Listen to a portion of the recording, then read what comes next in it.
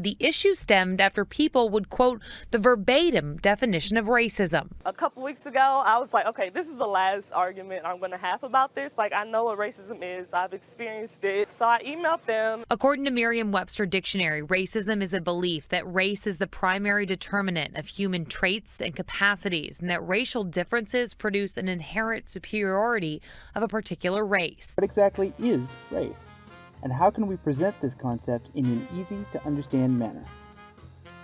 Race is often expressed as a local, geographic, or global human population distinguished as a more or less distinct group by genetically transmitted physical characteristics, or a group of people united or classified together on the basis of sharing a common history, nationality, or geographic distribution.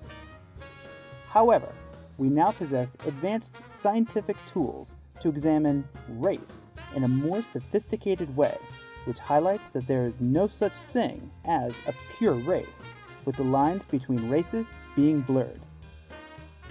For example, a white individual will have biological material from other races, as will someone who is black. Therefore, from a social science point of view, we look at race as a social category based on real or perceived biological differences. We got to talk about Merriam-Webster Dictionary potentially changing the definition of racism, at least in their dictionary. Now, this story is totally ridiculous. So I think everyone really needs to realize what their strengths are and how they can contribute to the movement. And once they do that, I think we're really going to be able to get some places. That change starting right here in St. Louis. Merriam-Webster's editor said that the revision to that definition would not have been possible without the persistent emails from this young woman. They said they couldn't get a date to when that revision would take place, but they do expect it in the coming months. Reporting live, Alexis Zotos, News 4. Okay, so you saw that, you heard that. Now, I'm not really sure where to begin. First of all, I know what's going on here. I already see what's happening. I have had these kind of conversations where somebody would say racism this, racism that, racism everything, and then the things they say don't really line up with what racism actually says in a dictionary. Okay, they'll try to say, oh, a black person can't be racist because we don't have power. I'm like, wait a minute, look at a dictionary. Where's anything about power in the definition of racism? I don't see it. Okay, so I think this here is to try and bolster the definition of racism to be used in arguments, maybe even legal arguments. That could be what's going on. And I feel like Merriam-Webster is being disingenuous about the source of the change of the word. This is a constant conversation had just all over the internet, all over television, all over regular, just everyday walking life. It is not a new thing. So why just try to pin it on her? Oh, she's from Florissant, not far from Ferguson. She knows about racism, black girl, you know, she could be the face of it. That's just my opinion. Maybe I'm wrong, but maybe I'm right. Okay. Either way it goes, I don't think this is the first time that they've been approached about a definition of racism. Okay, they probably get all kind of comments on the online thing. If you can't leave comments on the online dictionary, there's probably all kind of comments there. Oh, the definition is old, it's antiquated, all this, that, and the third. And I feel like there's a lot of words out there that can be used to express how you feel without changing the definition of one word. You have prejudice, you have bigotry, and you got racism, you got intolerance, you got exclusion, you got hatefulness, you got spite, you got envy, you got jealousy. There's all kinds of words that can be used to describe how you feel rather than changing the definition of one word.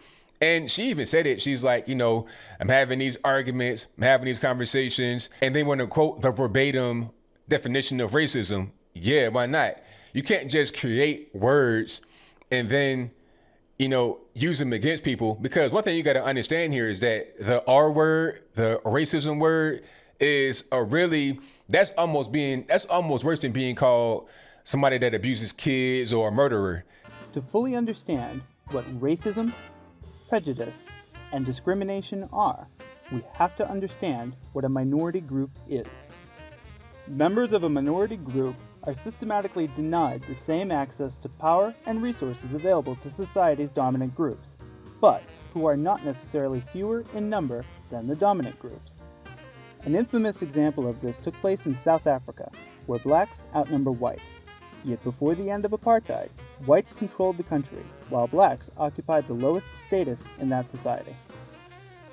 Racism was present during the apartheid era. But what is it? How is it different from prejudice and discrimination? Racism is a set of beliefs about the superiority of one racial or ethnic group. It is used to justify inequality and is often deep-seated in the assumption that differences between groups are genetic. Prejudice, however, as the name suggests, is a prejudgment. It is an idea, commonly a negative one, about a particular group based on generalizations and stereotypes. Prejudice is often unlikely to change, regardless of the evidence against it. Prejudice commonly motivates discrimination, which is the unequal treatment of individuals based on their membership of a social group, such as an ethnic minority.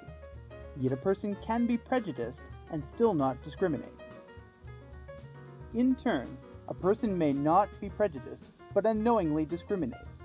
For example, a child using racist terms in a playground simply because they heard their parents use them, without they themselves having racist views. We can actually break down discrimination further, as it takes on different forms. Individual discrimination is carried out when a person treats others unfairly due to their ethnicity or race. For example, a senior executive may discriminate against an intern by giving them a lower score than they deserve on their assessments, simply on the basis of their ethnicity. Countering this, we have institutional discrimination, where discrimination is carried out systematically by institutions such as governments, schools, and businesses. They practice policies that discriminate and affect whole groups of individuals. An example of this was the separation of white and black people on public transport in certain areas of the United States during the 20th century. Another example would be the infamous and shameful North Carolina sterilization program, where thousands were forcibly sterilized, in particular women and members of minority groups.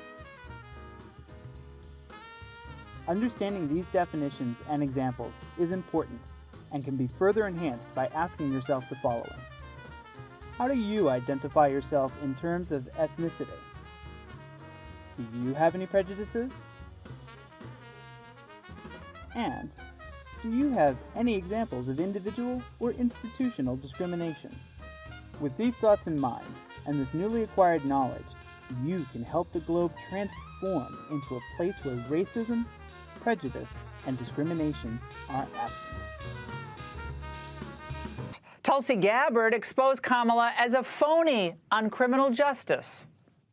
Now, Senator Harris says she's proud of her record as a prosecutor and that she'll be a prosecutor president. She put over 1,500 people in jail for marijuana violations and then laughed about it when she was asked if she ever smoked marijuana. And I am proud of making a decision to not just give fancy speeches or be in a legislative body and give speeches on the floor. The people who suffered under your reign as prosecutor, you owe them an apology. Tulsi Gabbard just took her apart. Do you remember that debate? Now, furthermore, Senator Harris basically accused Joe Biden of being a racist on national TV. It was hurtful to hear you talk about the reputations of two United States senators who built their reputations and career on the segregation of race. You also worked with them to oppose busing. And, you know, there was a little girl in California who was part of the second class to integrate her public schools. And she was bused to school every day. And that little girl was me. That was the it moment. Well, after that, she very publicly suggested that Biden was guilty of sexually assaulting Tara Reade. Somebody who has a relationship with Vice President Biden, what message would you give to the women who feel like their space has been invaded in the past by the Vice President? I believe them, and I respect them being able to tell their story and having the courage to do it. Do you believe that the Vice President should enter this race? Oh, he's going to have to make that decision for himself. Marinate in all of that for a moment. Okay, essentially racist, at least in promoting all these past senators like Robert Byrd, friendship, so forth. And implicitly, at the very least implicit, she was saying he was guilty of sexual assault, but now all of a sudden she's willing to work with him? A segregationist and a sex criminal? Well, it's a good question. Maybe somebody in the lamestream media will have the courage to ask about this. But given all these issues, I've no doubt that the Biden campaign looked far and wide for a better option than Harris, but I guess there wasn't. Wasn't anyone. Susan Rice had way too much baggage and no election experience. Former Obama advisor David Axelrod said tonight Biden actually clicked best with Governor Whitmer. But she's not a woman of color and runs Michigan like a tin-pot dictatorship. And the other candidates were political small fries without any type of experience or name recognition that you'd want in a VP. Of course, Biden's big mistake, of course, was narrowing his options by limiting his choice on the basis of skin color. And on planet Earth, that used to be called bias or even racism.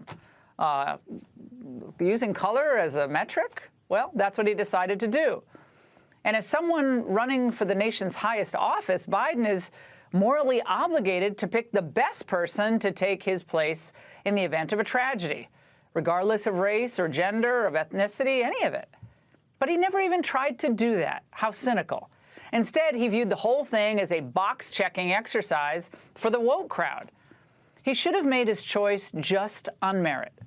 But now he's stuck with Harris. The bottom line? She ran for president not so long ago and had a golden opportunity to present herself to liberal voters in the Democrat Party. But they rejected her in the most comprehensive manner possible, making it absolutely clear that they didn't regard her as worthy of serving as president. Now, in a desperate effort to please the hard left, Biden has rejected the judgment of his own party's voters and placed Harris in line to have all the power that Democrats thought she shouldn't have.